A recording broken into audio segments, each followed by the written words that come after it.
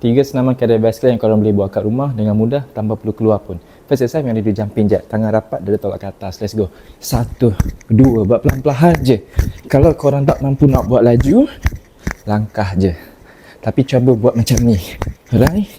8, 9, 10. Next one, you're gonna do high knee.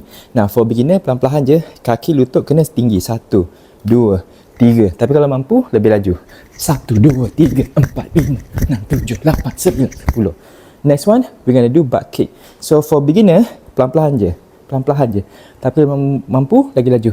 1, 2, 3, 4, 5, 7, 8, 9, 10. Rehat kejap dalam 30 saat. Terus sambung balik round yang kedua. Now, kenapa senaman cardiovascular adalah tujuan dia untuk kuatkan jantung. So, sebab tu kena buat laju langkah dia untuk bantu kuatkan jantung. Tapi kalau tak mampu, buat pelan-pelan.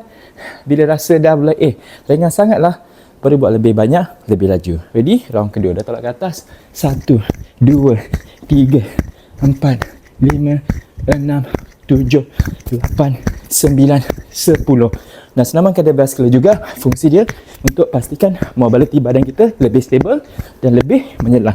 So, jadi bergerak pun tak ada masalah sangat. Kalau tak, keras je badan. 1, 2, 3, 4, 5, 7, 8, 9, 10. Rehat. Kalau nak sambung lagi sekali pun boleh, no problem juga. Cuba try buat.